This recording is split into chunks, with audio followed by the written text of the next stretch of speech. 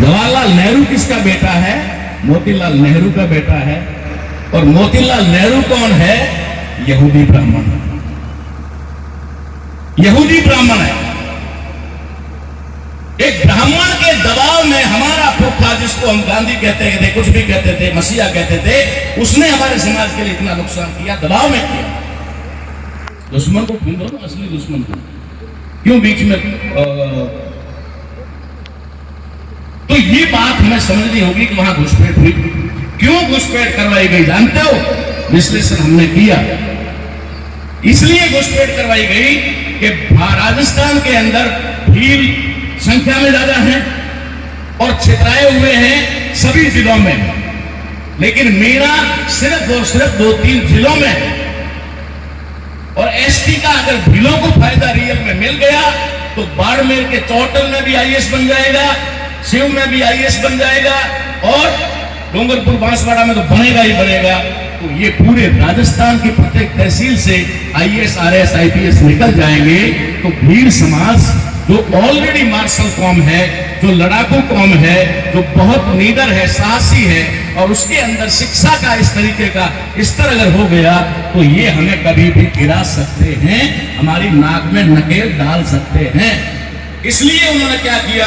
भीलों को वंचित करने के लिए एक षड्यंत्र के तहत सारा फायदा मेरा हो। मैं क्योंकि जाने वाले चले गए, सुनने वाले ही हैं, इसलिए बात कहूंगा। अब बात क्या हुई साहब? भारत के अंदर ब्राह्मण के बाद दूसरे नंबर की मात्र एक कास्ट जिसके पूरे भारत के अंदर सबसे ज्यादा आईएएस है, ब्राह्मण के बाद। ब्राह्मण का है ही है, लेकिन ब्राह्मण के बाद किसी जाति के नहीं सिवाय एक जाति की। सेंट्रल गवर्नमेंट की जितनी सर्विसेज है उसमें सब में उस कास्ट का दबदबा। अब बात ये आती है कि जब सभी जगह पानी लीजिए तो वो जो बात है उन्होंने देखा, तो एक बार लाल जी क्या होता है, मीणाओं में थोड़ा सा बड़े बड़े लोग बैठते हैं, कुछ सीनियर लोग, कुछ पोस्ट पर हैं, कुछ रिटायर हैं, और वो कहते हैं कि हम चाहें तो सरकार को दबा सकते हैं, झुका सकते हैं। और उन्होंने चैलेंज कर दिया कि अगर मीणाओं ने काम करना बंद कर दिया तो तुम्हारा सेंट्रल सेक्रेटरीट भी बंद हो जाएगा और राज्यों के सेक्रेटरीट बंद हो जाएंगे, तुम्हारा रेलवे बंद हो जाएगा, तुम्हारा एलआईसी बंद हो जाएगा, तुम्हारे बैंक बंद हो जाएंगे, क्योंकि हर जगह मीणा बैठा हुआ है। ये बात ओपन नहीं कह रहा हूं, मीणाओं के लिए भी कह रहा हूं, द्वेष भावना से नहीं कह रहा हूं। जो षड्यंत्र उनके साथ हुआ, जो हमारे साथ हुआ, वो उजागर था। सब उन्होंने कहा कि मीणा कुछ भी कर सकता है, तुम्हारी सरकारें हिला सकता है, तुम्हारी सरकारों की जड़ें हिला सकता है। तब उनको लगा, अरे यार ये तो घर की बिल्ली, घर की नहीं म्याऊं, ये तो मेरी बिल्ली मुझे ही म्याऊं कर रही है, मैंने इसको भीलों को अधिकार वंचित करके इनको अधिकार दिए। अब तो यही मैं आंख दिखाने लग गया। जब आंख दिखाना शुरू किया तो अगला स्टेप क्या होता है, मजे की बात बताता हूं। अगला स्टेप होता है, ब्राह्मण जाता है गुर्जर के पास और गुर्जर को कहता है कि अरे तुम तो एसटी वाले हो, तुम्हें तो वंचित रख दिया गया, तुम्हें तो एसटी में होना चाहिए था। गुर्जर भी भाई हमारा है, कानों का थोड़ा कच्चा था, ये नहीं पूछ पाया कि भाई अगर 70 साल तक वंचित रखा तो रखने वाले कौन। और ये बात अगर तुम्हें हमारे भले की, हमारे हित की याद आई तो आज ही क्यों याद आई, इससे पहले क्यों नहीं याद आई। लेकिन जब मीणाओं ने आंख दिखाई तो मीणाओं की आंख नीचे करवाने के लिए गुर्जरों को कहा कि तुम खड़े हो जाओ, पर गुर्जरों ने कहा कि हमें एसटी में शामिल करो। ये सब जानते हो, आपको सबको पता है, इसकी गहराई में जाने की जरूरत नहीं है। गुर्जरों ने रेल की पटरियां तोड़ी, गोलियां खाई, कुछ भी किया, सब कुछ किया, और उसके बाद में नतीजा क्या निकला कि ये राजस्थान में नहीं मिलता, दिल्ली में मिलता है। बाद में पता चला दिल्ली में मिलता है, और दिल्ली गए तो उनको कहा कोई बात नहीं, कोई बात, आ गए ना, अब घर पे आ गए। अब ऐसा है ना कि जो तुम एसटी वाला कह रहे हो ना, वो तो देखो बेना भी विरोध कर रहा है, और अभी भीलों को पता ही नहीं चला है तो भील भी कल विरोध करेंगे, तो वो तो शायद पॉसिबल नहीं है। लेकिन राजस्थान में जो 27% ओबीसी को दिया जा रहा है ना, उसमें से 5 आप वो तो पहले ही मिल रहा था। गुजर पहले ही ओबीसी में है तो ओबीसी वाला पहले ही मिल रहा था। अब पहले ही मिल रहा था, उसमें 5 उनको दे दिया, चलो ये तुम्हारा शेफ है। और वो बड़ा मुझ को ताव दे के आ गए कि हम तो किला जीत के आ गए। अब बात आई हमारे लिए वर्गीकरण की, तो वर्गीकरण को हर आदमी अपनी अपनी दृष्टि से देखता है। और नेचुरली है कि जो भूखा है ना, भूखा है, उसके सामने जो पहले भोजन आएगा ना वो खा लेगा, दबा दो। थोड़ी देर बाद में काजू कतली आएगी, पेट तो भर गया। काजू कतली के बाद पहले पूछ लेता है कुछ और भी है क्या इसके अलावा। मैं एक बार पंजाब में गया, पंजाब में क्या करते हैं, चावल पहले देते हैं और रोटी बाद में देते हैं। तो चावल लाया, मैंने देखा, मैं गया घर में रोटी नहीं बनी होगी इसीलिए चावल लाया। अब दबा के चावल खा लिया, चावल खा के पेट भर दिया, इतने में सब्जी और रोटी आ गया। अब हमारे साथ भी यही हुआ। हम लोग कह रहे हैं वर्गीकरण, तुरंत फायदा हर आदमी को अच्छा लगता है। दूरगामी परिणाम क्या होते हैं ये तो कभी मैं अगली बात कहूंगा, तब सोचेंगे अपन इसके बारे में। लेकिन ये हुआ, जैसे ही सुप्रीम कोर्ट ने फैसला दिया कि उपवर्गीकरण होना चाहिए, हमारे लोगों को लगा अब ये तो हमें मिल गया। 1 साल तो हो गया ना, लगभग इतना 1 साल हो गया ना। 1 साल पहले हमारे लोगों ने सोचा था बस कर ली, हमारे घरों से तो सारे मास्टर चपरासी क्या बोलते हैं कांस्टेबल वगैरह निकलने शुरू हो जाएंगे, धड़ निकला। अभी तक तो एमएलए साहब से मांग ही कर रहे हैं कि मुद्दा उठाओ हमारा। जिस तरीके से इस सदन में तुम इस मंच पर आकर के एमएलए के सामने गिड़गिड़ाते हो, हमारे विधायक महोदय के सामने गिड़गिड़ाते हो, हमारा विधायक महोदय विधानसभा में उतना ही गिड़गिड़ाता है, कोई सुने या ना सुने। मांग करने का अधिकार हमें भी है और मांग करने का अधिकार उनको भी है। उनकी बात को माना जाए या नहीं माना जाए जरूरी नहीं। अगर विधिवत प्रोसेस से नहीं चले होते तो शायद ये 15 साल हमारे डीटीएससी के लिए खराब नहीं होते। डीटीएससी की मांग गलत है, हमने क्या वाजिब है, लेकिन तरीका नहीं हमारे पास, लेने का तरीका नहीं है। प्रोसेस कैसे होगा, कैसे क्या करना चाहिए वो नहीं है। अगर उससे चलोगे तो निश्चित तौर पे हो जाएगा, कोई बड़ी बात नहीं। अब बात आती है इसके ऊपर कि आज की तारीख में है शाम खुश होगा, और हमने कहा कि जरा अब तो मीणा काठी गाएगा, हमसे दूरी बन ही जाएगी। ये एक मामला है जिसमें बन जाएगा। कल मैं उधर गया और नायक कह रहे हैं हम इससे आगे सब भीम लिखेंगे।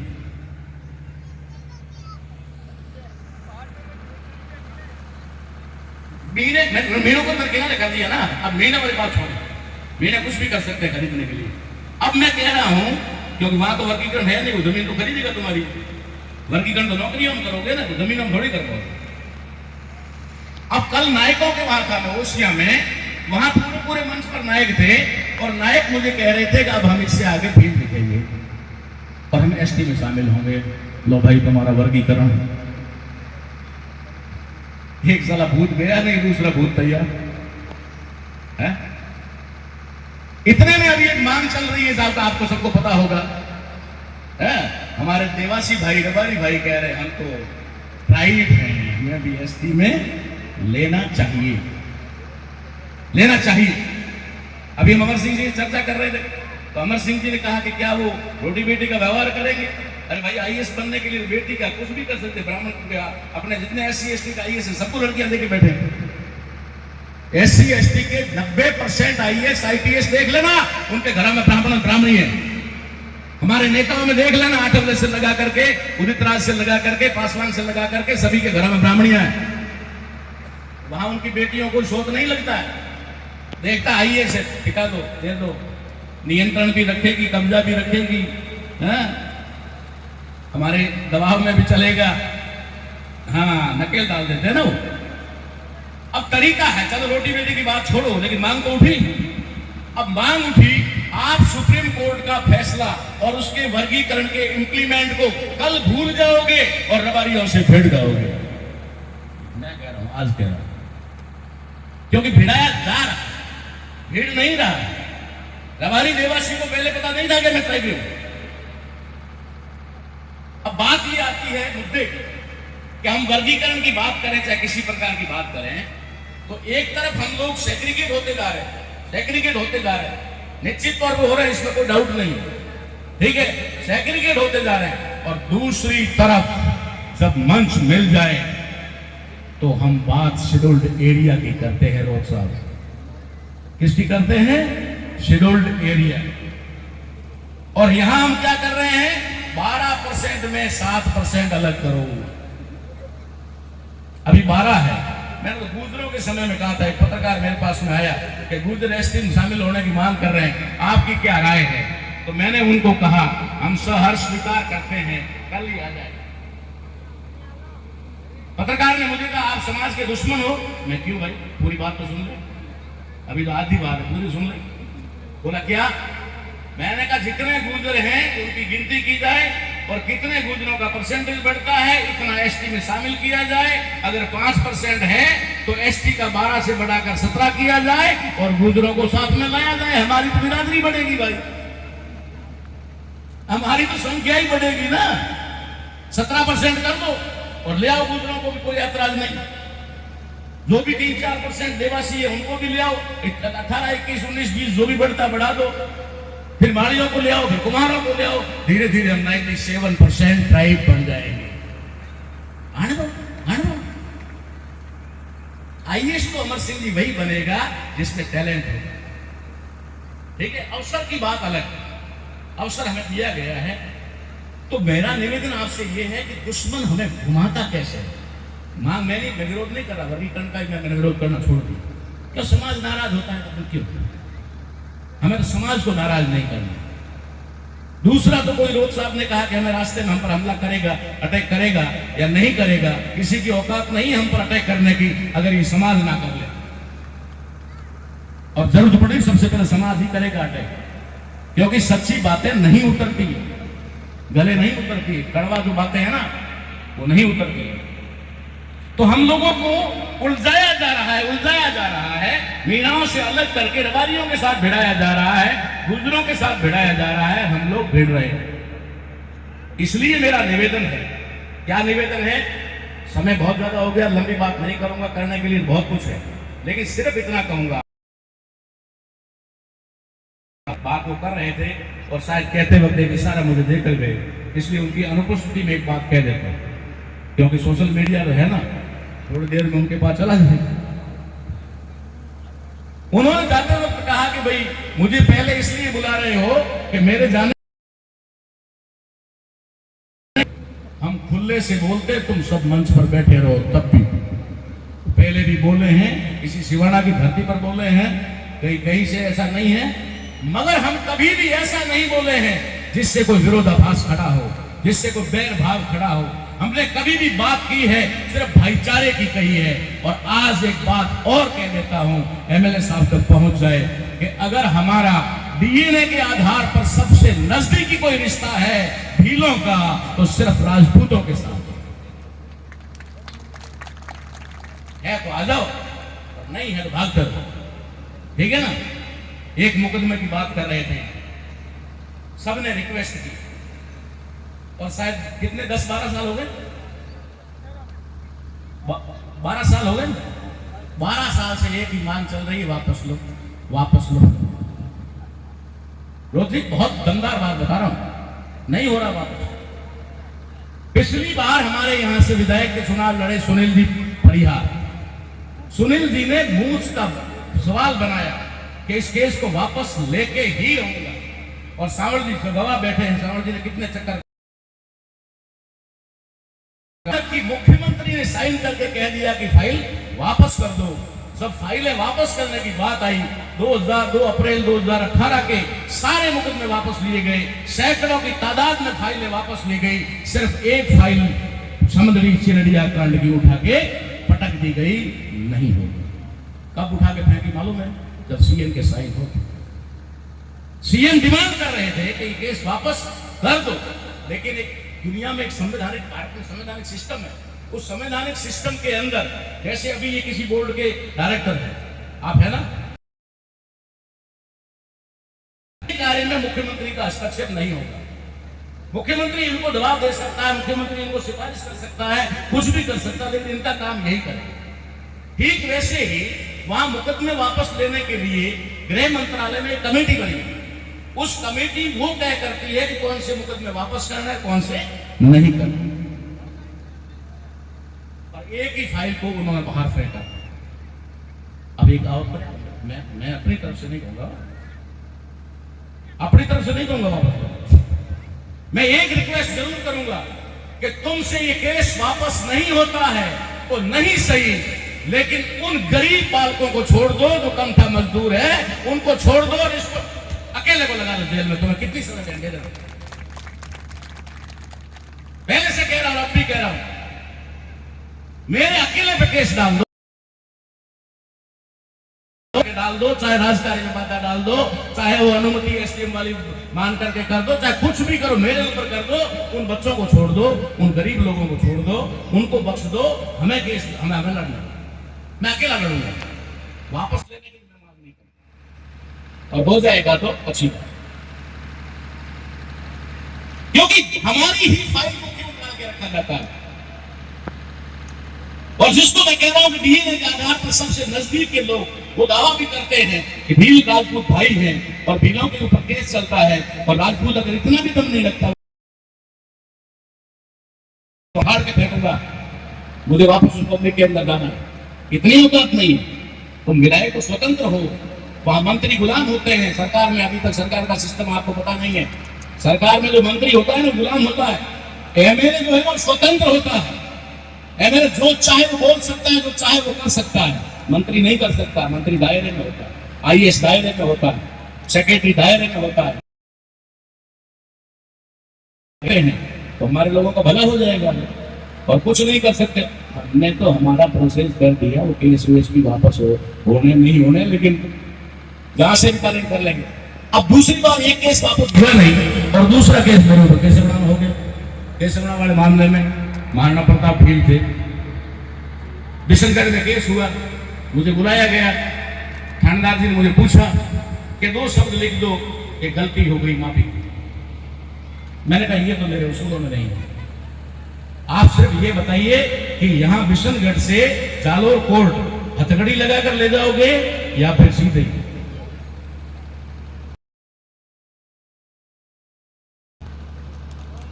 बहुत जिद्दी हो, मैं क्या करूं, मां ने उल्टा पैदा किया तो जिद्दी हूं।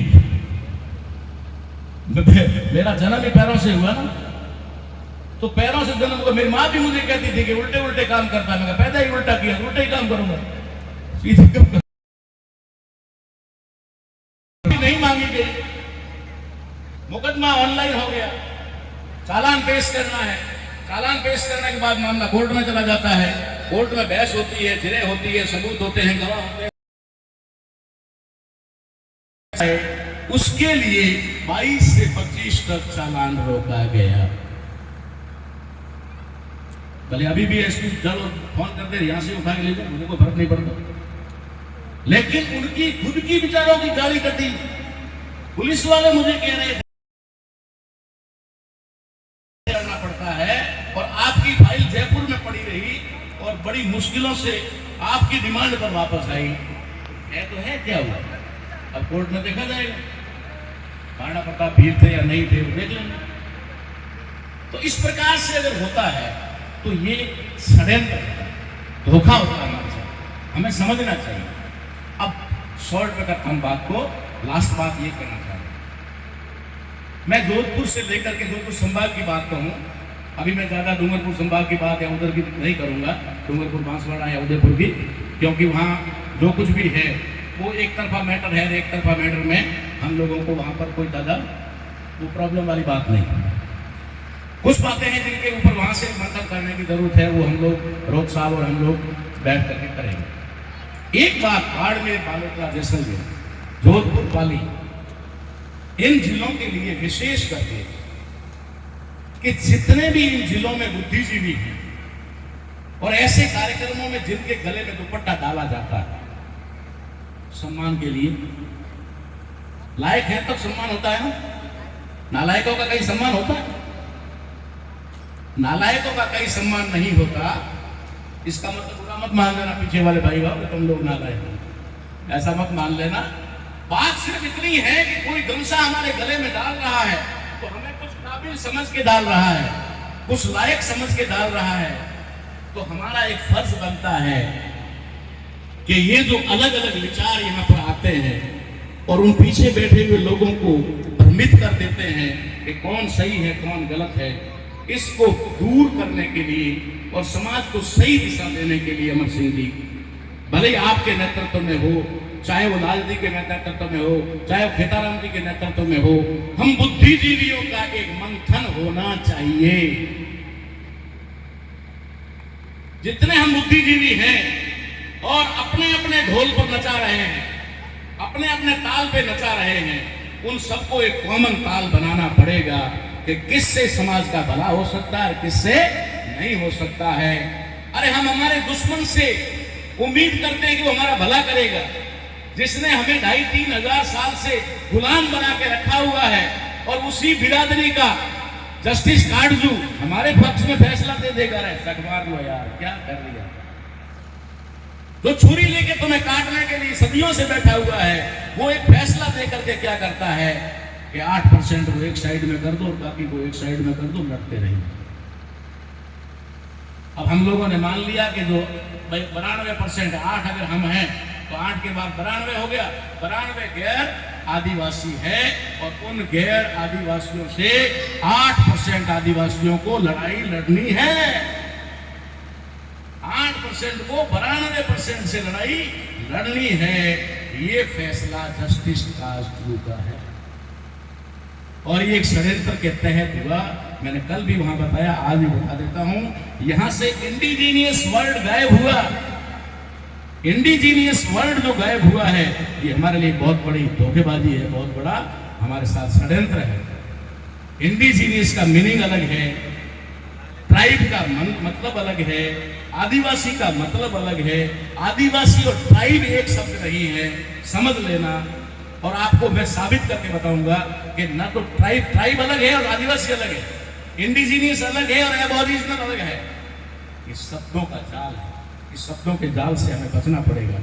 इसलिए बुद्धिजीवी वर्ग से मेरा निवेदन है कि 2 दिन, 3 दिन, 4 दिन का कोई ऐसा सेमिनार लगाया जाए और उस सेमिनार के अंदर उन तमाम लोगों को बुलाया जाए, बुला करके आपस में विचार विमर्श किया जाए, मंथन किया जाए कि आखिर में हो क्या रहा है, चल क्या रहा है, हम कैसे ये लड़ाई जीत सकते हैं।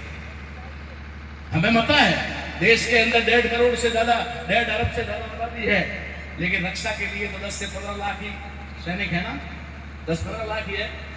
जिम्मेदारी उनकी है। हो सकता है कि हम 92% लोगों में से उन 92% में 8% हम सैनिक का रोल अदा कर सकते हैं, क्योंकि पहले भी सैनिक थे, अब भी सैनिक हैं, पहले भी खून दिया है, सिर दिए हैं, अब भी दे सकते हैं। तो जिसकी अभी यहाँ पर एमएलए साहब कह रहे थे कि हमें राष्ट्र बचाना है, राष्ट्र प्राइमरी होना चाहिए, तो राष्ट्र है ही हमारा, तो हम नहीं बचाएंगे तो कौन बचाएगा। राष्ट्र है ही हमारा, दूसरा है, हमारी जिम्मेदारी ज्यादा बनती है। तो 8% लोग सैनिक बनकर लड़ेंगे, लेकिन तभी लड़ पाएंगे जब हमारी सबकी लड़ने की दिशा एक होगी। अभी हम नींद से जागे हैं, नींद से जागने के बाद अगर 100 लोग सो रहे हैं, उनको सबको ढोल बजा कर या कैसे करना जगा दो। जगाने के बाद अमर सिंह जी आए 8-7 को पकड़ के, इधर चलो इधर, राम आए इधर चलो इधर, रोज जी आए उधर चलो उधर। जागे नहीं जागे, इसलिए जागना है तो एक दिशा में एकता में आना पड़ेगा। और इसके लिए एक मतलब बहुत ज्यादा इंपॉर्टेंट आवश्यकता है, हम बुद्धिजीवियों को एक जगह बैठने और सबसे पहले अपने कंफ्यूजन दूर करने और इस शब्दों के षड्यंत्र को, जाल को समझने की। उसके बाद में हम मिलकर के आएंगे, मिलकर आकर मंच पे कहेंगे कि अब इस समाज को इस दिशा में चलना चाहिए। मैं दावे के साथ कहता हूं, हम 8% लोग इस देश की रक्षा करने में बहुत कुछ है काबिल। इसलिए मैं आज सिर्फ इतनी बात कहना चाह रहा हूं, कंफ्यूजन सिर्फ हमारे अंदर है। जिन लोगों को अच्छा सा गद्दा और सफेद कपड़ा डालकर बिठाया जाता है ना, कंफ्यूजन यही है, ना उधर है ना इधर है ना उधर, कहीं नहीं, यही है। इस कंफ्यूजन को हमें दूर करना होगा और इसके लिए